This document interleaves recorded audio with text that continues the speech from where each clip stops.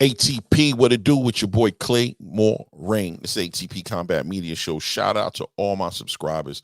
If this is your first time tapping into this content, listen, I invite you to go ahead and hit the subscribe button. Hit your bell icon so you get alerts when all this content is dropping. Brian Norman Sr. and family. Let's talk about it. Brian Norman Sr. comes on Mill City. Shout out to Mill City. Does an interview. He's been doing a couple of interviews, to be honest with you, about justifications as to why he's made such huge demands in making this fight happen with Jaron Boots Ennis, but at the same time, insinuating or stating as a fact to the fan base that this is a fight that they want to make happen. They want that fight next. This is the fight that they want. But all in all, we don't need to go on the backstory about Boots Ennis and Brian Norman Jr.'s going into it with each other as far as what's been said online about offers and counter offers and where it started from and where it's ended at. What we know right now, presently at this moment, is that Brian Norman Sr. has an offer from Eddie Hearn on behalf of Jaron Boots Ennis' team for $1.7 million to meet in Philadelphia on November 9th in order to have a bout in the spirit of unifying the WBO and the IBF titles. Brian Norman Jr. holding the WBO title and Jaron Boots Ennis holding the IBF. Now, however anybody wants to break it down, we already know on Jaron Boots Ennis' side what his incentive and his vested interest is in fighting at 147 right now. What he wants is to become the unified champion. He wants to become an undisputed champion. He wants all four belts. And until he does this, he's made it clear that he's not going to move to the next level, the next chapter, which is 154 pounds. This is where everybody wants to see him. Me personally, I share that sentiment. I would like to see Jaron Boots Ennis at 154 pounds, but you have to respect the man and his team's wishes and aspirations on becoming an undisputed champion. So here they are at 147. They just moved over to Matchroom, floating around after a very difficult negotiation process to get him out of a contract from the manager Cameron Duncan, who passed away. Rest in peace to him, and his relationship with Showtime being severed, and when Showtime went out of business because Paramount bought them out. Blah blah blah, etc., etc., etc. To get to this point right now, where he finally has a team behind him, an Eddie Hearn Matchroom, who's willing to go ahead and sponsor him and represent him in all these negotiations and represent him in this quest to become undisputed. Eddie Hearn puts out this offer. It ends at $1.7 million, and Brian Norman Sr. says it's not enough. So the question comes to mind: is Brian Norman Sr. ducking the smoke? I have a hard time. I really have a hard time not saying at the end of the day, at a minimum, it doesn't look like Brian Norman's team is interested in that fight. Take that for how you want to take it. Take it for what you want to take it for, right? I feel the word duck is a very, I don't like doing that. I don't like throwing that word around. But I think without a doubt, there's a negotiation on the table. There's a fair offer that most people in the industry seem to feel is fair. Most people. You have some people who empathize with Brian Norman Sr.'s point of view, but most people feel like that's a fair offer. More than fair offer, to be honest with you. Most people don't even think Brian Norman's worth that much. It's just that WBO title that's carrying the weight as far as the value that Brian Norman brings to the stage, because nobody really knows him. He hasn't had that many exciting fights for people to say he's must-see boxing. He's not like Jaron Boots Ennis, who's consistently delivered as far as on the quality of fights that he's going to put out there, the quality of performance he's going to put out there, right? Because you have people who will argue and say, listen, Jaron hasn't fought nobody yet. You know, that's another video, right?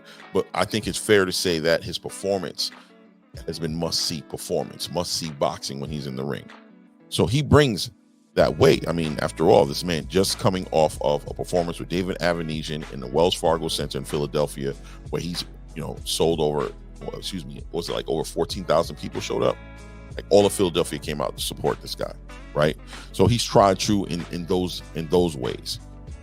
Brian Norman hasn't, packed out a building in Atlanta, hasn't headlined his own event, hasn't even defended his WBO title yet.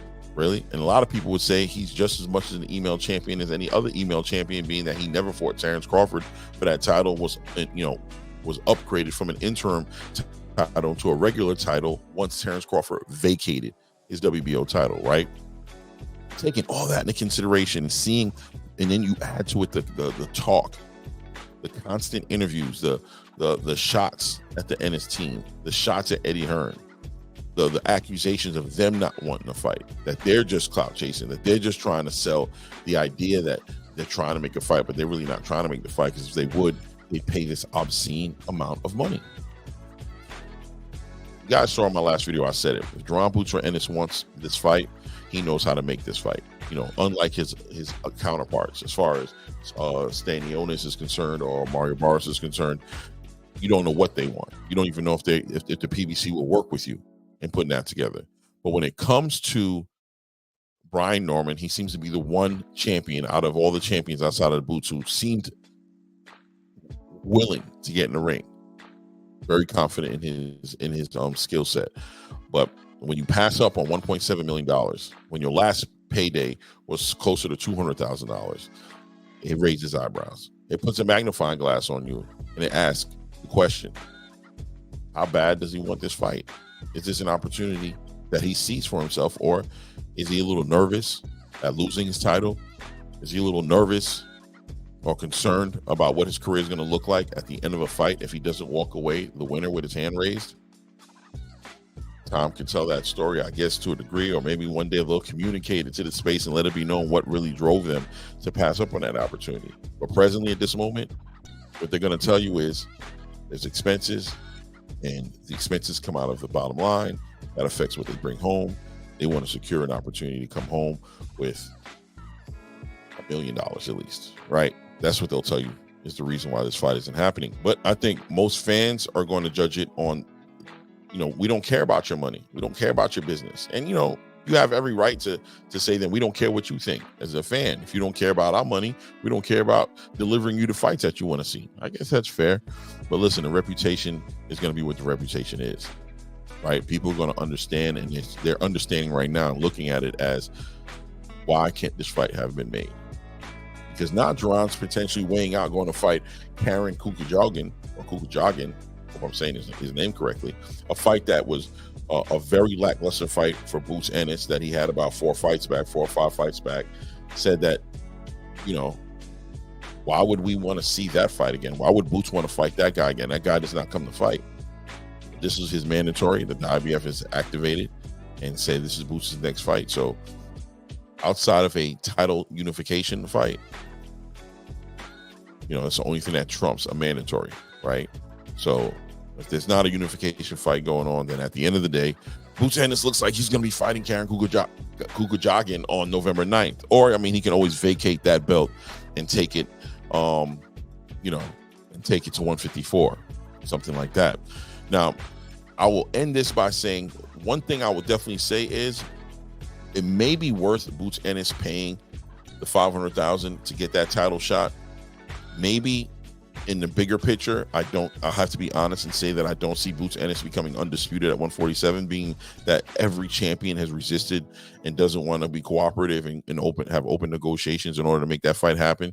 Boots may be forced to go up to 154, but if he's going to go to 154, it should definitely be with some leverage, right? So if he spends that money, he can maybe get that WBO title, have that IBF title. He has those 2 titles now in his pocket as leverage. He can use them to go ahead and initiate some activate some mandatories up in the 154 division. That way he gets directly into the title contention and into the unification conversation, and he gets into the conversations of the Terrence Crawfords, the Errol Spence, the Sebastian Fondoras, right? The Tim Zoos. He's immediately into those conversations, and now he can start moving towards becoming undisputed and unifying belts and things of that nature. But either way, you guys let me know what you think. Brian Norman Sr., Brian Norman Jr., the Norman team in general, are they ducking at this point? Or is this just business, and business happens like this, and who are we to judge? Either way, I'm interested in hearing your response. As I stated, this is Claymore Rain. This is the ATP Combat Media Show.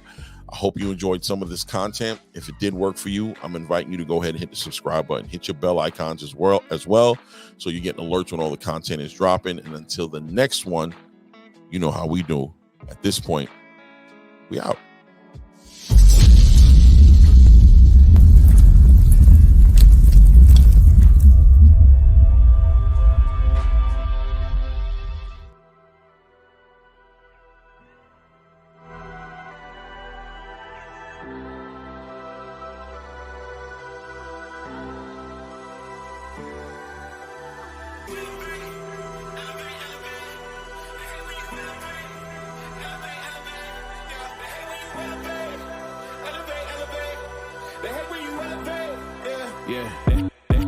They hate when you elevate.